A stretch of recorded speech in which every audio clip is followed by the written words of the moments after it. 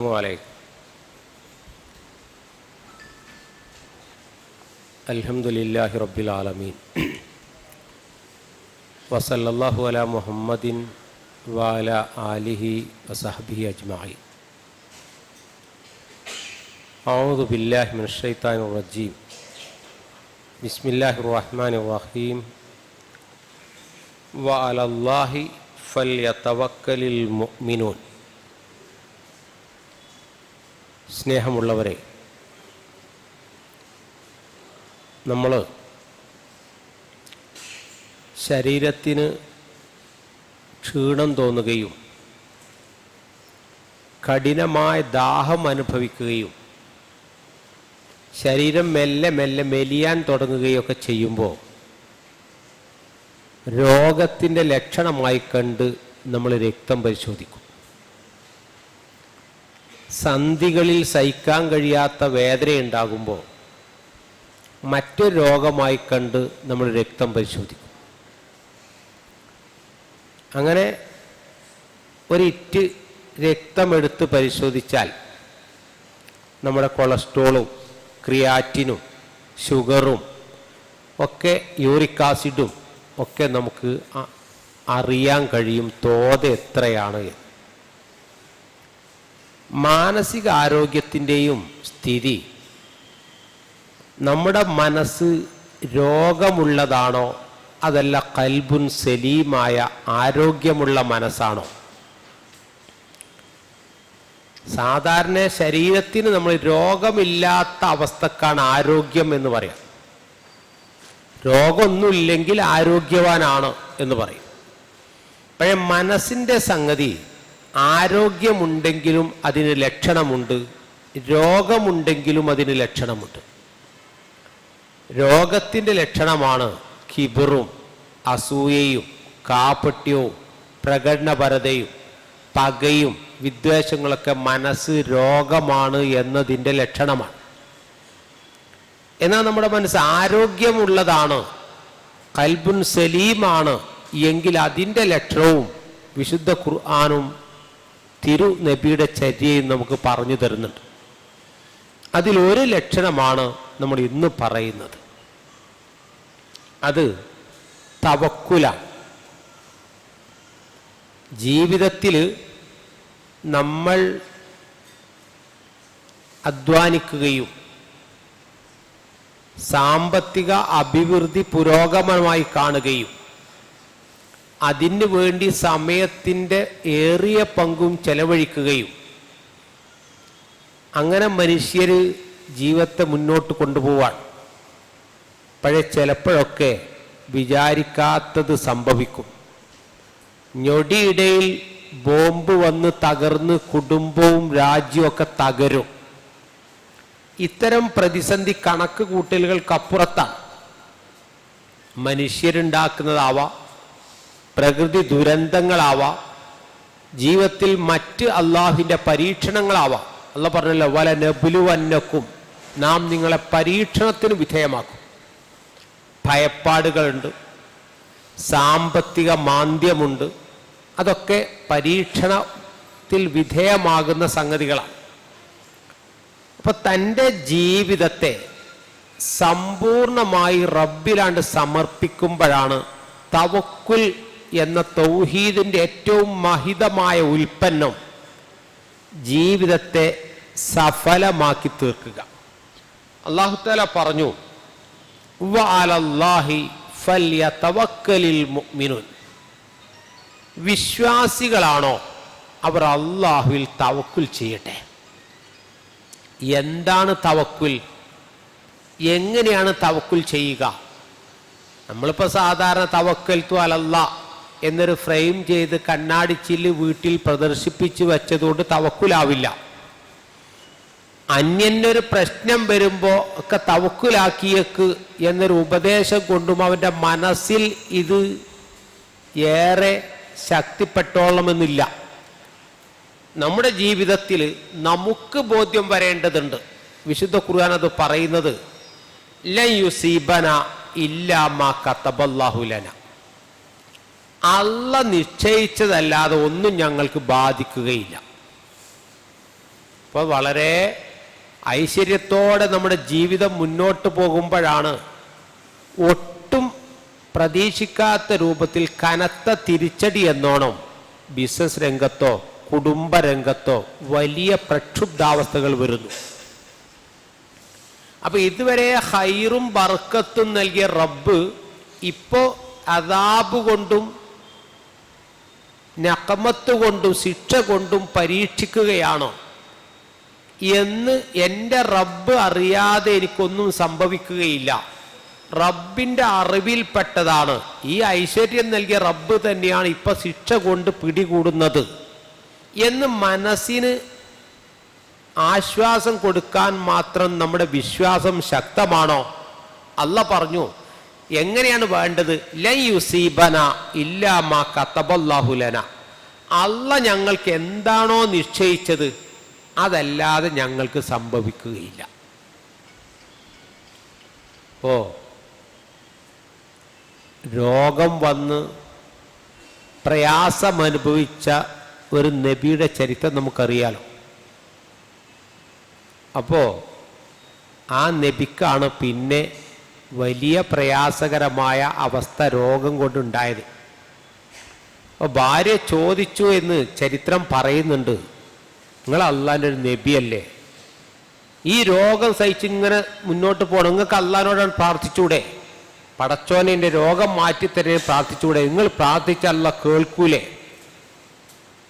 അപ്പം അദ്ദേഹം പറഞ്ഞു ഭാര്യയോട്, എത്ര കൊല്ലം നമ്മൾ ആരോഗ്യത്തോടെ ഇവിടെ ജീവിച്ചു? അപ്പോൾ ഭാര്യ 80 വയസ്സായില്ല നിങ്ങൾക്ക്, 80 കൊല്ലം ജീവിച്ചു. അപ്പം ഇനി ഒരു 80 കൊല്ലം രോഗിയാവുന്നത് വരെ നമ്മൾ ക്ഷമിക്കണ്ടേ? കാരണം അള്ളാഹ് ആരോഗ്യം തന്ന റബ്ബ് ഇപ്പൊ രോഗം കൊണ്ട് പരീക്ഷിക്കുന്നു എന്നാണ് അയ്യൂബ് നബി ഭാര്യയോട് പറഞ്ഞത് എന്നർത്ഥം. അപ്പം നമ്മളൊരു പ്രശ്നം വരുമ്പോഴേക്ക് ഞാൻ ഇങ്ങനെയൊക്കെ ചെയ്തിട്ട്, ഇങ്ങനെയൊക്കെ തഹജ്ജുദ് നിസ്കരിച്ചിട്ട്, കൊല്ലം കൊല്ലം ഉംറക്ക് പോയിട്ട് സക്കാത്ത് ഇങ്ങനെയൊക്കെ കൊടുത്തിട്ട് അള്ളാഹ് എന്നോട് ഇങ്ങനെ ചെയ്തല്ലോ, എനിക്ക് ഗതി വന്നല്ലോ, എൻ്റെ മകന് ഈ അസുഖം തന്നല്ലോ എന്ന നിരാശ വരുന്നതിൻ്റെ മുമ്പ് എന്നെക്കാൾ സാത്വികരായ ഭക്തന്മാരായ അമ്പിയാക്കളായ ആളുകൾക്ക് മക്കളെ കൊടുക്കാതെ പരീക്ഷിച്ചിട്ടുണ്ട്. കൊടുത്ത മക്കൾ ദീനിലേക്ക് വരാതെ പരീക്ഷ വിധരായിട്ടുണ്ട്. നാട്ടിൽ നാട്ടിയോടിക്കപ്പെട്ടിട്ടുണ്ട്. തലയറുത്ത് കളഞ്ഞിട്ടുണ്ട് അമ്പിയാക്കളുടെ അടക്കം. കൊല ചെയ്യപ്പെട്ട നബിമാരുണ്ടല്ലോ. അപ്പൊ ഏത് ആൾക്കും പരീക്ഷണങ്ങൾ വരും. എന്തിന്? ഇരുമ്പിനെ പാകപ്പെടുത്തിയെടുക്കാൻ ചൂടാക്കി അടിച്ച് പരത്തണം. അതുപോലെ വിശ്വാസ രംഗത്ത് സത്യസന്ധമായ വിശ്വാസമാണ് എന്ന് നമ്മെ ബോധ്യപ്പെടുത്താനും അള്ളാഹ്ക്കത് തിരിച്ചറിയാൻ രൂപത്തിൽ പരീക്ഷണങ്ങൾ നമുക്ക് നൽകും. അവിടെ നമ്മുടെ മനസ്സ് പറയണം, ലൻ യുസീബന ഇല്ലാ മാ കതബല്ലാഹു ലന. അള്ളാഹ് കണക്കാക്കിയതേ എനിക്ക് സംഭവിക്കും. അത് അള്ളാഹ് തന്നെ പറഞ്ഞു, ഫിൽ അർളി വലാ ഫി അൻഫുസിക്കും. ഭൂമിയിലാവട്ടെ നമ്മളിൽ തന്നെ ആവട്ടെ എന്ന് പറഞ്ഞാൽ എനിക്ക് വരുന്ന രോഗമാവാം, ബുദ്ധിമുട്ടുകളാവാം, മറ്റ് സാമൂഹ്യ പ്രശ്നങ്ങളാവാം, ഇതൊക്കെ അള്ളാഹ് അറിഞ്ഞുകൊണ്ടേ സംഭവിക്കൂ. എന്നിട്ട് പറഞ്ഞു, ഇല്ലാ ഫി കിതാബിൻ മിൻ ഖബ്ലി അൻ നബ്റഅഹ. ഇതൊക്കെ നടക്കുന്നതിന് മുമ്പേ അള്ളാഹുവിൻ്റെ തീരുമാനമായിട്ടാണ് നടക്കുന്നത്. അള്ളാഹ് അറിഞ്ഞുകൊണ്ടാണ് ഈ ഭൂമിയിൽ ഓരോ ചലനങ്ങളും ഉണ്ടാകുന്നത്. ചലനം നടന്നതിന് ശേഷം അള്ളാഹ് അറിയല്ല. അപ്പൊ എൻ്റെ നാഥൻ എനിക്ക് നൽകിയത് ഞാൻ ക്ഷമിച്ചാൽ ഇതും എനിക്ക് പ്രതിഫലാർഹമാണ്, എൻ്റെ ഈമാൻ ഇവിടെ ഞാൻ കരുതി സൂക്ഷിക്കേണ്ടതുണ്ട് എന്നൊരു വിശ്വാസി അറിയണം. എന്തിന്? അള്ളാഹ് പറഞ്ഞു, ലിഖൈലാ തഅസൗ അലാ മാ ഫാതക്കും വലാ തഫറഹു ബിമാ ആതാക്കും. എന്തിനാണ് ഇങ്ങനെ നമ്മൾ വിശ്വസിക്കേണ്ടത്? കിട്ടിയ ഒന്നിൽ അമിതമായി ആഹ്ലാദിക്കാതിരിക്കാനും നഷ്ടപ്പെട്ട ഒന്നിൽ വലിയ വിഷമങ്ങളുമായി ദുഃഖിക്കാതിരിക്കാനും ഈ വിശ്വാസം നല്ലതാണ്. അതിനാണത്. കാരണം നമ്മൾ തന്നെയാണ് ഇവിടെ അജയ്യൻ, നമ്മളെ തോൽപ്പിക്കാൻ ആരുമില്ല എന്നൊക്കെ തോന്നുമ്പോൾ വലിയ തിരിച്ചടി വരുമ്പോൾ ചിലപ്പോൾ ആത്മഹത്യ ചെയ്തു പോകും ആളുകൾ. ജീവിതം പരാജയപ്പെട്ടു എന്നവർക്ക് തോന്നി, ഞാൻ ഒറ്റപ്പെട്ടു, അങ്ങനെ തോന്നാതിരിക്കാൻ. എന്നാലോ അങ്ങനെ മനസ്സിനൊരു ആശ്വാസം കൊടുക്കാൻ ഇത് എൻ്റെ റബ്ബ് എനിക്ക് നൽകിയതാണ്. അതാ ഹാദാമിൻ ഫളി റബ്ബി, ഇതെൻ്റെ റബ്ബ് നൽകിയൊരു ഫളലാണ്. എന്തിന്? ഞാൻ ശുക്ർ കാണിക്കുന്നുണ്ടോ കുഫ്ർ കാണിക്കുന്നുണ്ടോ എന്ന് പരീക്ഷിക്കാൻ വേണ്ടി. അപ്പൊ അവിടെ യഥാർത്ഥത്തിൽ അള്ളാഹ് പറഞ്ഞത് അങ്ങനെയാണ്, വതവക്കൽ അലൽ ഹയ്യി അല്ലദീ ലാ യമൂതു, എന്നെന്നും ജീവനുള്ള മരിക്കാത്ത റബ്ബിലാണ് നിങ്ങൾ തവക്കുൽ ചെയ്യേണ്ടത്. അങ്ങനെ തവക്കുൽ ചെയ്തു കഴിഞ്ഞാൽ ഇപ്പം നമ്മൾ സാധാരണഗതിയിൽ ഭൗതികമായ വസ്തുക്കളിൽ തവക്കുലാക്കും മനുഷ്യൻ. അത് മുസ്ലിമിൻ്റെ ലക്ഷണമല്ല. ആരോഗ്യമുള്ള കൽബും സലീമിൻ്റെ ലക്ഷണമല്ല അത്. ഇപ്പം നമ്മൾ പറയല്ലോ, എനിക്ക് ജോലി ഉള്ളതുകൊണ്ട് കഞ്ഞുടിക്കാൻ ബുദ്ധിമുട്ടാവില്ല, എൻ്റെ കച്ചവടം ഉള്ളതുകൊണ്ട് ഒരാളുടെ കയ്യിൽ നീട്ടേണ്ടി വരൂല, മക്കളൊക്കെ നല്ല സ്ഥാനത്തായതുകൊണ്ട് എനിക്കൊന്നും ആരും ഗതി വരൂല എന്ന് ഭൗതികമായൊരു കാരണങ്ങളെയും നമ്മൾ തവക്കുലാക്കാൻ പാടില്ല. കാരണം എന്താ നിങ്ങൾ, ഖൈബർ കോട്ടയിലേക്ക് മുസ്ലിങ്ങൾ പടയെടുത്തപ്പോൾ ജൂതന്മാർ പറഞ്ഞ വാക്കെന്താ നിങ്ങൾ, ഇത്ര ശക്തമായ കോട്ട നമുക്കുണ്ടല്ലോ, അതുകൊണ്ട് നമ്മളിന്ന് ആക്രമിക്കാൻ നമുക്ക് കഴിയില്ല. ഖുർആൻ ആ വാക്ക് വലന്നു അന്നഹും, ആ ജൂതന്മാർ വിചാരിച്ചു എന്ത്, അന്നഹും മാനിഅത്തുഹും ഹുസൂനുഹും, ആ കോട്ട അവരെ തടയും. കോട്ട ഉള്ളത് കൊണ്ട് നമ്മൾ സുരക്ഷിതരാണ്, കോട്ടക്കുള്ളിൽ ഭക്ഷണം ഒരുക്കി വെച്ചിട്ടുണ്ട്, അതുകൊണ്ട് നമ്മൾ തോൽക്കേണ്ട ഒരു അവസ്ഥ വരൂല. അത് ഒരു നിമിത്തം മാത്രമാണ്. അപ്പൊ അള്ളാഹ് പറഞ്ഞല്ലോ, നിങ്ങൾ ഏറ്റവും ഭദ്രമായ കോട്ടക്കുള്ളിൽ അഭയം തേടിയാലും മരണം നിങ്ങളെ തേടിയെത്തും. വലൗ കുന്തും ഫീ ബുറൂജി മുശയ്യദ. അപ്പൊ നമ്മൾ ചെയ്യാനുള്ളത് ചെയ്യുക. പക്ഷേ നിങ്ങൾ ആലോചിച്ച് നോക്കൂ, ഈ ചെയ്തത് കൊണ്ട് നമുക്ക് ഇപ്പൊ നമ്മൾ രാവിലെ എന്നും നടക്കുന്നത് കൊണ്ട് 1 മണിക്കൂർ നടത്തുള്ളതുകൊണ്ട് എനിക്ക് അറ്റാക്ക് വരൂല എന്ന് തീരുമാനിക്കണ്ട എന്ന് കരുതിയിട്ട് നമ്മൾ എല്ലാം തവക്കുൽ ചെയ്തിട്ട് നമ്മൾ ചെയ്യേണ്ടത് ചെയ്യാതിരുന്നാലോ? അങ്ങനെ കുലു അശ്രബു, തിന്നു തന്നെ പരിപാടി. എന്നാ ഒരു വ്യായാമവും ഇല്ല, ഒരധ്വാനവും ഇല്ല, ശരീരത്തിൽ കെട്ടിക്കിടക്കുന്ന ഊർജം ചെലവഴിക്കാനുള്ള ഒരു പണി എടുക്കുന്നുമില്ല. എന്നിട്ട് രോഗം വന്നിട്ട് അത് ഞാൻ റബ്ബിൽ തവക്കുലാക്കി എന്ന് പറയാൻ പറ്റുമോ? നിങ്ങൾ നോക്കൂ, ഇപ്പൊ ഞാൻ വണ്ടി ഡ്രൈവ് ചെയ്യുന്നു, അത് ഒന്നും നോക്കാറില്ല, ഓയിൽ ചെക്ക് ചെയ്യാറില്ല, കാറ്റ് ചെക്ക് ചെയ്യാറില്ല, മെഷീനൊന്നും വർക്ക്ഷോപ്പിലൊന്നും കാണിക്കാറില്ല. എന്നിട്ട് തവക്കൽത്തു അലല്ലാന്നും പറഞ്ഞിട്ട് അതിലുമുള്ള സ്പീഡൊക്കെയാണ് വിടാൻ തിരിഞ്ഞാൽ അത് അപകടം പറ്റിയാൽ ആരാ ഉത്തരവാദി? 786 എഴുതി വെക്കുക, അല്ലെങ്കിൽ ബിസ്മി എഴുതി വെക്കുക, ആയത്തുൽ കുർസി എഴുതി കെട്ടുക ചെയ്തിട്ട് മരണപ്പോക്ക് പോയി റോഡിന്റെ നിയമങ്ങളൊന്നും പാലിക്കാതെ അപകടത്തിൽപ്പെട്ടാൽ അതിന് തവക്കുൽ എന്നല്ല പറയേണ്ടത്. മനുഷ്യൻ ചെയ്യേണ്ടത് ചെയ്തിട്ടും സംഭവിക്കുമ്പോൾ നിങ്ങൾ ആലോചിച്ച് നോക്കൂ, ഇപ്പൊ നമ്മള് കൊറോണ വന്ന കാലത്ത് നമ്മളൊക്കെ മാസ്ക് ധരിച്ചു. എന്തിനാ മാസ്ക് ധരിച്ച്? മാസ്ക് ധരിച്ച് വളരെ അതിനെക്കുറിച്ച് അറിയുന്ന ഡോക്ടർമാർ കൊറോണ പിടിച്ച് മരിച്ചു പോയവരുണ്ട്. നമ്മളെല്ലാം മുൻകരുതലെടുത്തിട്ടും നമുക്ക് ആ രോഗം വന്നാൽ നമുക്ക് ആ ആസ്പത്രിയിൽ കിടക്കുമ്പോൾ ഒരു സമാധാനം ഉണ്ടാവുമല്ലോ, റബ്ബേ ചെയ്യാവുന്ന പ്രതിരോധമൊക്കെ ഞാൻ ചെയ്തിട്ടുണ്ട്, എൻ്റെ വിധി ഇങ്ങനെയായിരിക്കും, അതുകൊണ്ട് ഞാൻ നിന്റെ വിധിയിൽ തൃപ്തനാകുന്നു. മറ്റേ നമുക്ക് പറയാലോ, അന്ന് എല്ലാവരും പറഞ്ഞ് ഞാൻ ആ മാസ്ക് ധരിച്ചിരുന്നെങ്കിൽ എനിക്ക് ഈ ഗതി വരൂലേന്നു, ഈ മാസ്ക് ധരിക്കേനി എന്ന്. അത് കൊറോണ മൂത്ത് ന്യൂമോണിയായി അവസാനം ആളുകൾ ആ വെന്റിലേറ്ററിൽ ഇങ്ങനെ കിടക്കുമ്പോൾ അങ്ങനെ ആകാമായിരുന്നു എന്ന് ചിന്തിച്ചുകൊണ്ട് പരിഹാരമൊന്നുമില്ലല്ലോ. അതുകൊണ്ടാണ് നമ്മൾ ചെയ്യേണ്ടത് നമ്മൾ ചെയ്യണം, എന്നിട്ടാണ് തവക്കുൽ. റസൂലുള്ളാഹി സ്വല്ലല്ലാഹു അലൈഹി വസല്ലമയോട് ഒരാൾ വന്നിട്ട് ചോദിച്ചു, നബിയെ ഞാൻ ഒട്ടകത്തെ കെട്ടിയിട്ട് തവക്കുലാക്കണോ കെട്ടിയിടാതെ തവക്കുലാക്കണോ? അയാൾ ഒട്ടകാണ്, നബിന്റെ അടുത്ത് വന്ന് സംസാരിക്കാനും നിസ്കരിക്കാനും ഒക്കെ വേണ്ടി വന്നതാണ്. ഇവിടെ കുറ്റിമ കെട്ടിയിടണോ? അല്ല, കെട്ടിയിടാതെ തന്നെ തവക്കൽ അല്ല, ഒട്ടകത്തെ തവക്കുലാക്കി നിസ്കരിക്കാൻ കയറണോ? നബി പറഞ്ഞ വാക്ക് ആദ്യം കെട്ടിയിട്ടേക്കണം, ഒരു കുറ്റിമേൽ ബന്ധിപ്പിക്കണം പോകാതിരിക്കാൻ വേണ്ടിയിട്ട്. ചിലപ്പോൾ കുറ്റിയും പറിച്ച് പോകാം, നിസ്കരിച്ച് വരുമ്പോൾ ഒട്ടകത്തെ കാണാതിരിക്കാം, പക്ഷേ നിനക്ക് ചെയ്യാനുള്ളത് ചെയ്തിട്ടാണ് തവക്കുലാക്കേണ്ടത് എന്ന് റസൂലുള്ളാഹി സ്വല്ലല്ലാഹു അലൈഹി വസല്ലം ഓർമ്മപ്പെടുത്തുന്നുണ്ട്. അപ്പോൾ അവിടെ എങ്ങനെയാണ് നിങ്ങൾ ആലോചിച്ച് നോക്കൂ, മൂസാ നബി അലൈഹി സ്വലാത്തു വസ്സലാമും അനുയായികളും ഫറോവയുടെ കിരാതമായ മർദ്ദനങ്ങളിൽ രക്ഷപ്പെടാൻ വേണ്ടി പോവാണല്ലോ. അപ്പോഴാണ് മുമ്പിൽ ആ ആർത്തലക്കുന്ന കടല് കാണുന്നത്. അപ്പൊ എന്തു ചെയ്യും? തിരിഞ്ഞു നോക്കുമ്പോൾ ശത്രുക്കൾ ഒന്നടങ്കം വരികയാണ്. ഫറോവയും കൂട്ടുകാരും മൂസാ നബിയെയും അനുയായികളെയും പിടിക്കാൻ വേണ്ടി.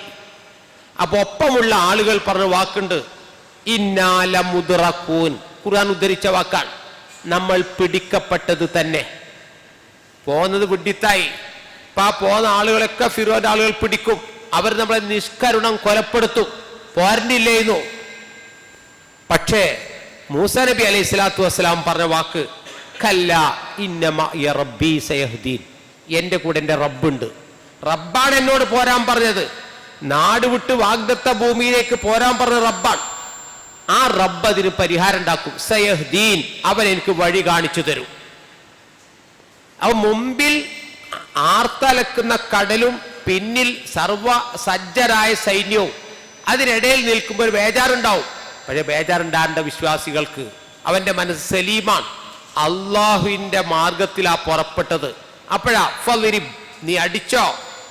അങ്ങനെ ആ കടലിലെ രണ്ട് പിളർപ്പായി മൂസാ നബിയും അനുയായികൾ അതിലൂടെ രക്ഷപ്പെടുന്നുണ്ട്. അവിടെയാണ് നബി സല്ലല്ലാഹു അലൈഹി വസല്ലമ ഹിജ്റ പോകുമ്പോൾ നമുക്കറിയാം ആ ഗുഹയിൽ അഭയം തേടിയ രംഗം. റസൂലുള്ളയും സിദ്ദീഖുൽ അക്ബർ ആ ഗുഹയിൽ ഇങ്ങനെ ഇരിക്കുമ്പോൾ താഴ്വാരത്തിലൂടെ ശത്രുക്കൾ ഇങ്ങനെ വരുന്ന രംഗം. അവരെങ്ങാനൊന്ന് എത്തി നോക്കിയാൽ ഈ ഗുഹയിൽ ഇരിക്കുന്ന ആളുകൾക്ക് ഓടാനോ മാറാനോ കഴിയില്ല. അപ്പൊ നെഞ്ചിടിപ്പ് കൂടും മനുഷ്യന്. പക്ഷേ റസൂലുള്ള സിദ്ദീഖുൽ അക്ബറോട് പറഞ്ഞ വാക്ക്, ലാ തഹസൻ ഇന്നല്ലാഹ മഅനാ. ആശങ്കപ്പെടേണ്ട സിദ്ദീഖേ, നമ്മുടെ കൂടെ അള്ളണ്ട്. പടച്ച റബ്ബാണ് സത്യപാതയിൽ ഹിജ്റ പോവാൻ നമ്മൾ കൽപ്പിച്ചത്. അതിന്റെ മുന്നോടിയാണ് നമ്മൾ ഇവിടെ അഭയം തേടിയത്. ഇവിടെ അവർ വന്ന് പിടിക്കുകയാണെങ്കിൽ അള്ളാഹ് നമ്മളോട് പറയേണ്ട ആവശ്യമില്ലല്ലോ. അള്ളാഹു ഉണ്ട് നമ്മുടെ കൂടെ എന്ന് പറയാൻ മാത്രമുള്ള ഈമാൻ നമുക്കുണ്ടോ? ഞാൻ നിങ്ങൾക്ക് ഒരു സംഭവം പറയാം. റസൂൽ കരീം സല്ലല്ലാഹു അലൈഹി വസല്ലമയുടെ കാലശേഷം ജീവിച്ച താബിയാണ് ഹാത്തിമുൽ അസം. പക്ഷേ സഹാബികളായ പലരും അദ്ദേഹത്തെ സംശയം ചോദിക്കാൻ വരെ ചെല്ലുന്ന ഒരു പാണ്ഡിത്യമുള്ള മനുഷ്യൻ എന്ന് പറഞ്ഞാൽ അത്രയും. ആ ഹാത്തിമുൽ അസം ഒരിക്കൽ ഹജ്ജിന് പോകാൻ നേരത്ത് കുടുംബത്തോട് പറഞ്ഞു, ഒന്ന് ഹജ്ജിന് പോകാൻ ആഗ്രഹം ഉണ്ടായിരുന്നു, അതിനിട്ട് പൈസയില്ല. എന്ന് പറഞ്ഞാൽ നമ്മൾ പഠിച്ചിട്ടുണ്ടല്ലോ, ഹജ്ജിന് പോകണമെങ്കിൽ എന്ത് വേണം? നമ്മൾ തിരിച്ചു വരുന്നവരെ കുടുംബത്തിന് സുഭിക്ഷമായി ജീവിക്കാനുള്ള സൗകര്യങ്ങൾ വേണം. അതില്ല. അപ്പൊ ഭാര്യ പറഞ്ഞു, നിങ്ങൾ ഹജ്ജിന് പോകണ്ട, പൈസ ഉണ്ടായിട്ട് പോയിക്കോളി. പൈസ ഇല്ലാതെ നിങ്ങൾ എന്തിനാ കഷ്ടപ്പെട്ട് ഹജ്ജിന് പോകുന്നത്? നിർബന്ധമില്ലല്ലോ. പക്ഷേ ഹാത്തിമുൽ അസമിന്റെ ചെറിയ കുട്ടി പറഞ്ഞു, നിങ്ങൾ പോയിക്കോളി, ഹജ്ജല്ലേ, നിങ്ങൾ പോയിക്കോളി. റിസ്ക് അള്ള തരും. അല്ലല്ലേ റിസ്ക് തരുന്നേ. പിതാവാണെങ്കിലും ഭർത്താവാണെങ്കിലും അതൊരു സബബ് മാത്രമാണ്. റിസ്ക് തരുന്ന റബ്ബാണ്. അങ്ങനെ ഹാത്തിമുൽ അസം ഹജ്ജിന് പോയി. അപ്പോ വീട്ടിലെ വിഭവ ദാരിദ്ര്യം ആളുകൾ ഈ കുട്ടിയെ കുറ്റപ്പെടുത്താൻ തുടങ്ങി. എൻ്റെ ഒറ്റ പണിയപ്പോ വാപ്പ ഹജ്ജിന് പോയത്. ഇപ്പൊ എന്താ? ഇപ്പോ ഈ പറഞ്ഞ ആവേശമൊന്നും നേരത്തിന് കഞ്ഞുടിക്കാനില്ല ഞാൻ ഉണ്ടാവില്ലല്ലോ. ആൾക്കാരൊക്കെ ഈ കുട്ടിയെ കൊള്ള പറയാൻ തിരി, എൻ്റെ പണിയാണ്, ഇയാണ് വാപ്പാക്ക് ധൈര്യം കൊടുത്ത്, അല്ലെങ്കിൽ വാപ്പ പോലേനി എന്നൊക്കെ പറഞ്ഞു. അപ്പൊ ഈ കുട്ടി അപ്പോഴും റബ്ബിനോട് പ്രാർത്ഥിച്ചുകൊണ്ടിരുന്നു, റബ്ബേ നീ ഈ പ്രശ്നത്തിൽ ഇടപെടണം. അപ്പോഴാണ് ചരിത്രം ബാക്കി പറയുന്നത്, അവിടുത്തെ ഭരണാധികാരി ആ വഴി യാത്ര പോകുമ്പോൾ അദ്ദേഹത്തിന് വെള്ളത്തിന് ദാഹിക്കുകയും ഒപ്പമുള്ള ആളുകളോട് പറഞ്ഞു, എനിക്ക് നല്ല വെള്ളം വേണം.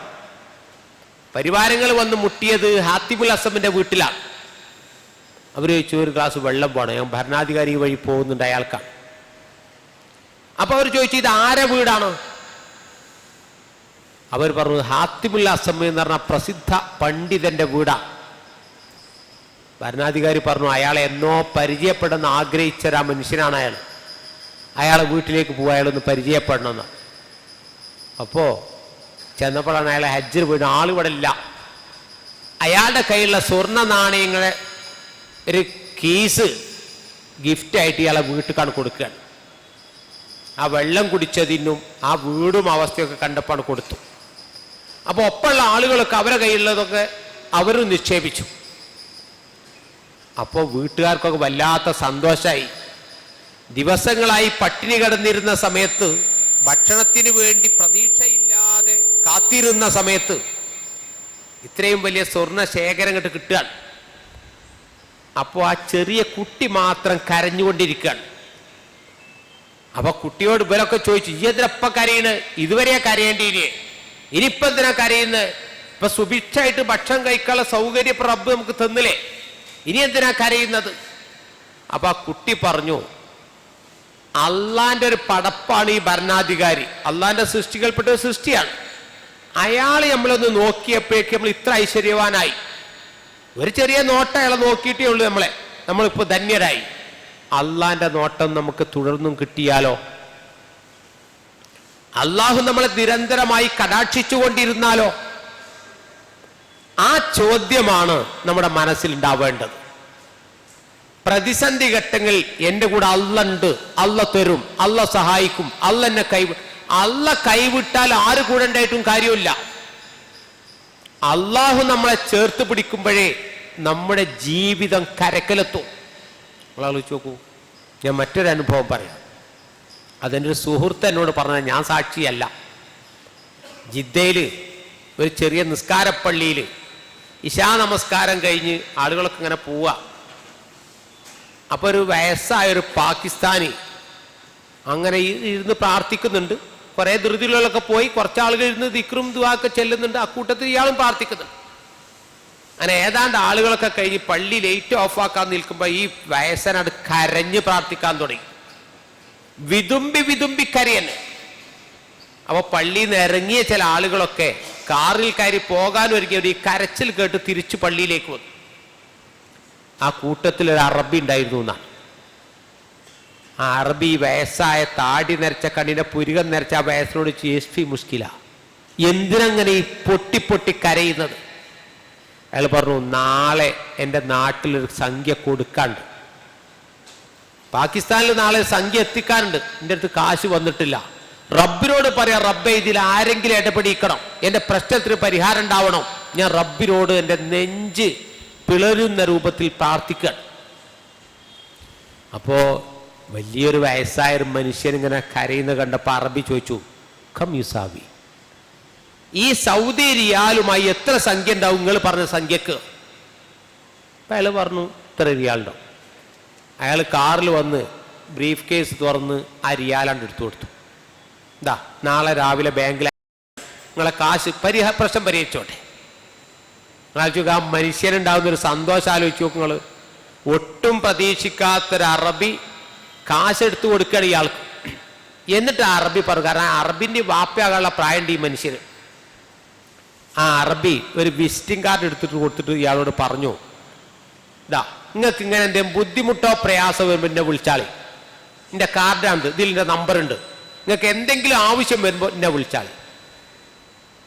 അതും കൊടുത്തു. പുറമെ അയാൾ പറഞ്ഞു, വേണ്ടാറ്, നിങ്ങളെ കാർഡ് ആവശ്യമല്ല, ഞാൻ റബ്ബിനോടാണ് എൻ്റെ ആവശ്യങ്ങൾ പറഞ്ഞത്, റബ്ബാ നിങ്ങളെ ഇടപെടിച്ചത്. ഇനി എനിക്ക് ആവശ്യമുണ്ടപ്പോൾ ഞാൻ റബ്ബിനോട് പറയും, റബ്ബ് അപ്പോൾ ആരെങ്കിലും എൻ്റെ വിഷയത്തിൽ ഇടപെടിക്കും. നമ്മളൊക്കെയാണെങ്കിൽ ആ കാർഡ് വാങ്ങിയച്ച എന്തോ ഒരു ഹാപ്പി ആയിരിക്കും നിങ്ങൾ. അത് പേഴ്സിൽ നല്ല സ്ഥലത്ത് വെക്കും, പോകാതെക്കാൻ വേണ്ടിയിട്ട്. കാരണം എപ്പോഴും വിളിക്കാലോ. അയാൾ പറഞ്ഞതല്ലേ, വിളിച്ചോളി. പണ്ട് ആ പള്ളിയിൽ നിന്ന് കാരണം വേസനാ വിളിക്കണമെന്ന് പറഞ്ഞാൽ മതിയല്ലോ, അയാൾ പൈസ അങ്ങോട്ട് അയച്ചു തരൂലേ. നല്ല മനുഷ്യനല്ലേ പറഞ്ഞ്. അയാൾ ആ കാർഡ് വാങ്ങിയില്ല. കാരണം ഞാൻ റബ്ബിനോട് ആവശ്യപ്പെട്ട, നിങ്ങളോട് ആവശ്യപ്പെട്ടിട്ടില്ല. നിങ്ങൾക്ക് പൈസ തരുമോ ചോദിച്ചാൽ നിങ്ങൾ എൻ്റെ വിഷയത്തിൽ ഇടപെടിച്ച റബ്ബ. അതാണ് തവക്കുൽ. ആ തവക്കുലിന്റെ വിശ്വാസം ഉണ്ടാവുമ്പോൾ ഇബ്നുൽ ഖയ്യിം പറഞ്ഞ പോലെ മലകൾ വരെ അള്ളാന്റെ തൗഫീഖിന് നീങ്ങിപ്പോവും. അത്ര ഉറച്ച ബോധ്യം. ആ ബോധ്യം ഉണ്ടാകുമ്പോഴാണ് റസൂലുള്ളാഹി പറഞ്ഞു, ഫൈദാ സഅൽത ഫസ്അലില്ലാ, നീ ചോദിച്ചാൽ അള്ളാഹിനോട് ചോദിച്ചോ. ഫൈദസ്തഅൻത ഫസ്തഇൻ ബില്ലാഹ്, സഹായം തേടി അള്ളാഹിനോട് സഹായം തേടിക്കോ. വേറെ ഒരു പടപ്പും നിന്നെ സഹായിക്കാൻ കഴിയില്ല. പടച്ചോനെ നീ ഇത് കാണുന്നില്ലേ, റബ്ബേ നീ ഇത് കേൾക്കുന്നില്ലേ എന്ന ചോദ്യം ഉണ്ടല്ലോ, ആ ചോദ്യം അള്ളാഹുവിനേക്കാൾ ഉത്തരം തട്ടുന്ന രൂപത്തിലാണ്. അതുകൊണ്ടാണ് യഥാർത്ഥത്തിൽ ഖുർആനാണ് ഈ തവക്കുലിൻ്റെ വിശ്വാസം നമുക്ക് ഊർജം നൽകുന്നത്. ഖുർആൻ പഠിച്ചെങ്കിലേ ഈ തവക്കുൽ പൂർണ്ണാർത്ഥത്തിൽ, മറ്റേ നമ്മളങ്ങനെ പ്രശ്നമൊന്നും ഇല്ലാത്തപ്പോൾ തവക്കൽത്തു അല്ലല്ലാ എന്നൊക്കെ പറയും. പ്രശ്നങ്ങൾ ഉണ്ടാകുമ്പോൾ ആ തവക്കുൽ ഊക്ക് മതിയാവില്ല, പതറും, നമ്മൾ ചിതറും, അതുണ്ടാവുക. ഒറ്റ ഉദാഹരണം പറയാം. ഉമർലാവിൻ്റെ അടുത്ത് വന്നിട്ട് ഒരാൾ ചോദിച്ചു, എനിക്കൊരു ജോലി തരുമോ? പലയിടത്തും പലരും നിങ്ങൾ ഗവർണറാക്കി അയക്കുന്നുണ്ടല്ലോ, ഇനി ഒന്ന് ഗവർണറാക്കി അയക്കുമോ? കാരണം അധികാരം കിട്ടലൊരു ഹരാണല്ലോ. ഉമർ തന്നെ അയാളുടെ ഒറ്റ ചോദ്യം ചോദിച്ചു, എനിക്ക് നന്നായി ഖുർആൻ ഓതാൻ അറിയോ? ഖുർആൻ ഓതാൻ ഏതാണ്ടൊക്കെ അറബികൾക്ക് അറിയുന്ന ഭാഷയാണല്ലോ, അർത്ഥസഹിതം അതിൻ്റെ ആശയങ്ങളൊക്കെ വ്യക്തമാക്കിയിട്ടേ ഇല്ല, അതറിയില്ല. ഖുർആൻ ഓതാൻ അറിയാത്തവരെ നമ്മൾ ജോലിക്ക് നിശ്ചയിക്കാറില്ല. അയാൾ പോയി, ഇനി ഖുർആൻ പഠിച്ചു വരാൻ പറഞ്ഞു. പിന്നെ കുറേ കാലങ്ങൾക്ക് ശേഷം അയാൾ തിരിച്ചു വന്നില്ല. യാത്രാ മധ്യ ഉമറുല്ലാൻ അദ്ദേഹത്തെ കണ്ടു. അല്ല, നിങ്ങളല്ലേ പണ്ട് ജോലി ചോദിച്ചിട്ട് പിന്നെ നിങ്ങൾ വരുന്നില്ലല്ലോ, എന്തേ സംഗതി? അയാൾ പറഞ്ഞു, ഞാൻ ഖുർആൻ പഠിച്ചു ഉമറെ. ഖുർആൻ പഠിച്ചപ്പോ ഉമറിന്റെ വാതിൽക്കൽ വന്ന് ഓച്ചാനിച്ച് നിൽക്കേണ്ട ആവശ്യമില്ല എന്ന് എനിക്ക് മനസ്സിലായി. അള്ളാഹ് പറഞ്ഞു, വയർസുഖുഹു മിൻ ഹൈസു ലാ യഹ്തസിബ്, പ്രതീക്ഷിക്കാത്ത മാർഗത്തിലൂടെ അള്ളാഹ് റിസ്ക് തരുന്നു. ഖുർആൻ എന്നെ പഠിപ്പിച്ചു. അതുകൊണ്ട് എനിക്ക് ഞാൻ ഇതിന്റെ ഒരാളെ മുമ്പിൽ ആശ്രയിക്കേണ്ട അവസ്ഥ വരില്ല. അതാണ് തവക്കുൽ. അള്ളാഹുവാണ് എൻ്റെ സംരക്ഷകൻ, അള്ളാഹുവാണ് എനിക്ക് റിസ്ക് നൽകുന്നവൻ, അള്ളാഹുവാണ് എൻ്റെ അജല് കണക്കാക്കിയവൻ എന്ന് പറയുമ്പോൾ റസൂലുള്ളാഹി പറഞ്ഞല്ലോ, ലൗ അന്നക്കും കുൻതും തതവക്കലൂന ഹഖ തവക്കുലിഹി, ശരിയായ രൂപത്തിൽ നിങ്ങൾ അള്ളാഹുവിൽ തവക്കുലാക്കി കഴിഞ്ഞാൽ പക്ഷികൾക്ക് ആഹാരം കൊടുക്കുന്ന പോലെ ടെൻഷൻ ഇല്ലാതെ നിങ്ങൾക്ക് ആഹാരം കിട്ടും എന്ന് റസൂലുള്ളാഹി നമ്മളെ പഠിപ്പിക്കുന്നുണ്ട്. മാത്രമല്ല, ആ തവക്കുലുള്ള മനുഷ്യന്മാരെ നമ്മളൊക്കെ തെറ്റിലേക്ക് ഏറെ മാടി വിളിക്കുന്നത് ആരാ? ശൈത്താനാണ്. അള്ളാൻ നമ്മളോട് പറഞ്ഞ വാക്കെന്താരങ്ങൾ, ലൈസലഹു സുൽത്താനുൻ അലല്ലദീന ആമനു വഅലാ റബ്ബിഹിം യതവക്കലുൻ, തവക്കുലുള്ള മനുഷ്യന്മാരെ വഴി തെറ്റിക്കാൻ ശൈത്താൻ അധികാരമില്ല കേട്ടോ എന്ന്. അപ്പൊ ശൈത്താൻ പോലും മാറി നടന്നു പോകും തവക്കുലുള്ള മനുഷ്യന്മാരെ അടുത്തുനിന്ന്. അത്തരം ആളുകളെ അള്ളാഹു തആല ഇഷ്ടപ്പെടുകയും ചെയ്യുന്നു എന്ന് അള്ളാഹ് പറയും. ഇന്നല്ലാഹ യുഹിബ്ബുൽ മുതവക്കിലീൻ, തവക്കുലുള്ളവരെ അള്ളാഹ് ഇഷ്ടപ്പെടുകയും ചെയ്യുന്നു. അപ്പം അത്തരത്തിൽ തവക്കുൽ നൽകുന്ന നിർഭയത്വവും ഹൃദയത്തിൽ ആ കൽബുൻ സലീമായ ജീവിതവും അള്ളാഹു നമുക്ക് പ്രദാനം നൽകി അനുഗ്രഹിക്കുമാറാകട്ടെ. നമ്മൾ ചെയ്ത നോമ്പും നമ്മുടെ ദാനധർമ്മങ്ങളും അള്ളാഹു തആല കബൂൽ ചെയ്യുമാറാകട്ടെ. റബ്ബന ആതിന ഫിദ്ദുനിയ ഹസന വഫിൽ ആഖിറതി ഹസനതൻ വഖിനാ അദാബന്നാർ.